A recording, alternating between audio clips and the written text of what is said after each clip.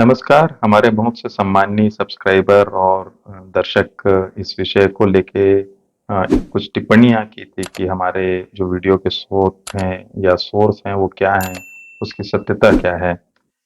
मैं अपने सम्मानीय सब्सक्राइबर और श्रोताओं को ये बात पूरे विश्वास के साथ कह सकता हूँ, हमारे इस चैनल में जो भी हम वीडियो आपके सामने ला रहे हैं या जो भी तथ्य हम आपके सामने ला रहे हैं, वो पूरी तरह सत्यता पर आधारित है और इसका कोई न कोई स्रोत है। ये अलग बात है कि कुछ जानकारियाँ जो थी वो इतिहास जो हम पढ़े हैं उनमें वो जानकारियाँ बाहर नहीं आ पाई।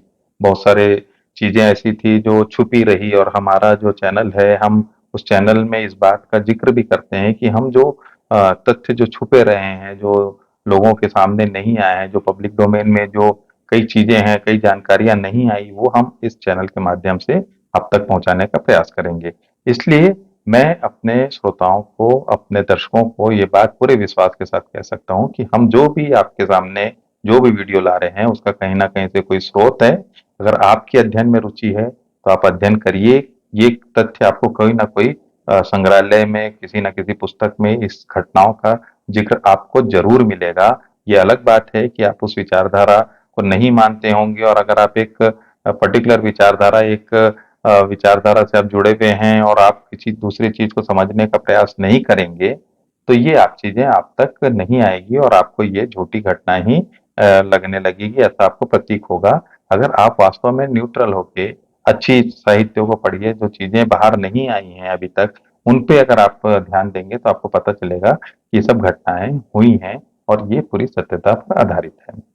आपातकाल की श्रृंखला में हम जो आपके सामने जो कुछ घटनाओं का ज़िक्र करते आ रहे हैं, उसमें एक सबसे रोचक घटना थी, जो था जो किला था मोती डोंगरी, उससे संबंधित था।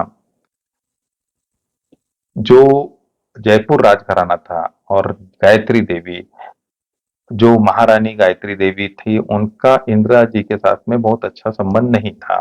प्रधानमंत्री इंदिरा गांधी कहीं न कहीं से उनको अपनी कॉम्पिटिटर के रूप में, अपनी एक प्रतिद्वंदी के रूप में देखती थी। उसके एक कारण ये भी था कि उनका एक बहुत बड़ा प्रभाव था। अंतर्राष्ट्रीय स्तर पर अगर किसी राजघराने का कोई मूल्य था या जो अ, अंतर्राष्ट्रीय प्लेटफ़ॉर्म में बहुत पॉपुलर रहे होंगे, तो उसमें गायत्री देवी का नाम सबसे ऊपर था। ये बात इंदिरा जी को बहुत अच्छी नहीं लगती थी क्योंकि वो एक इंटरनेशनल फिगर के रूप में उभर रही थी महारानी गायत्री देवी। दूसरा कि वो जो चुनाव जीती थी वो रिकॉर्ड मतों से जीती थी और Guinness book of world record में उसका जिक्र भी आया था।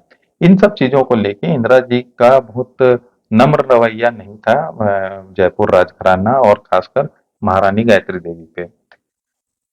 आपातकाल के दौरान चर्चा होती है कि हम इनकम टैक्स के अधिकारियों का दुरुपयोग हो रहा है, केंद्र सरकार जो है वो सेंट्रल एजेंसीज का उपयोग कर रही है।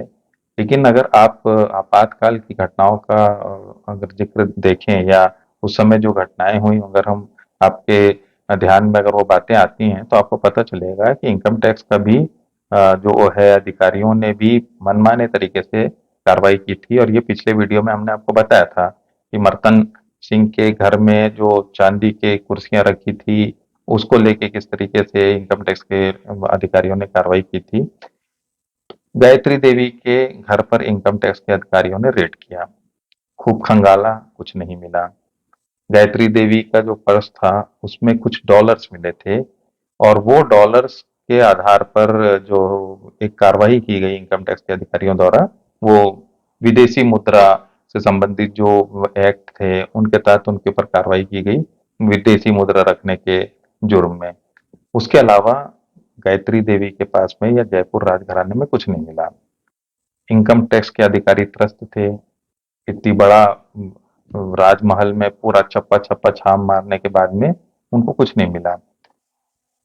अब अब मजेदार बात देखिए कि जो अधिकारी थे वो मोती डोंगरी भी पहुंचे, उस महल की भी जांच की गई, कुछ नहीं मिला। फ्रस्ट्रेटेड थे, बहुत ज्यादा जो एक प्रकार से उनका चिंता था कि इतनी बड़ी कार्रवाई करने के बाद में भी हाथ में उनके कुछ नहीं लगा। उसी तैश में आके इनकम टैक्स के एक अधिकारी ने अपना पैर जमीन में पीटा।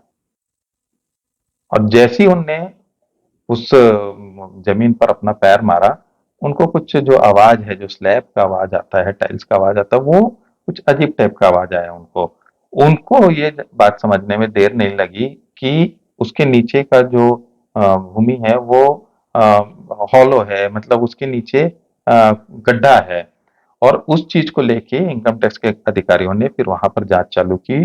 वहां के जो टाइल्स हैं उसको उखाड़े गए और वहां पर देखा गया तो नीचे में एक प्रकार से खजाना था। और वो खजाने में आपको आश्चर्य होगा कि 800 किलोग्राम सोना था। इनकम टैक्स के अधिकारी झूम उठे। 800 किलो सोलह क्या होता है। इतनी बड़ी कामयाबी के बाद में उनके तो खुशी का ठिकाना नहीं रहा। इनकम टैक्स अधिकारी अ, किसी तरीके से गायत्री देवी को घेरने की कोशिश की गई। लेकिन बात जब उनसे पूछताछ की गई तो उन्हें पता चला कि यहाँ तक जो जयपुर का राज परिवार है उनको भी मोती डोंगरी में छुपा ये खजाना के बारे में कोई जानकारी नहीं थी। मुगल काल में जयपुर राजघराने के जो सेनापति थे या उनका जो राज परिवार था उनका संबंध कहीं न कहीं से मुगल शासकों के साथ में था। और उस दौरान ये सोना वहां लाके छुपाया गया था मोती डोंगरी में। अभी अ, लगभग 15-20 साल पहले की बात है कि राजघराने ने बकायदा दिल्ली हाई कोर्ट में उस चीज का दावा भी किया है कि वो सोना जो है जिनको सरकार ने जब्त कर लिया है वो उनको वापस दिया जाए। तो मोती डोंगरी का जो सोना जब्त हुआ था वो एक प्रकार से वहां के राज परिवार को मालूम नहीं था कि यहाँ सोना गड़ा हुआ है। और इस तरीके से वो जो एक बड़ी कामयाबी इनकम टैक्स के अधिकारियों को मिली। और इस घटना के बाद में इनकम टैक्स के अधिकारी इतने उत्तेजित थे, इतने चार्ज थे वो कि वो दूसरे राजमहल में भी इस तरीके की कार्रवाई करना चालू कर दिए, छापे मारे गए। हम आपको अब अगले वीडियो में बताएंगे कि इनकम टैक्स के अधिकारी मोती डोंगरी की सफलता के बाद में कहाँ छापे मारे और वहां जो राज परिवार था वो किस तरीके से इस पूरी घटना से प्रताड़ित हुआ था।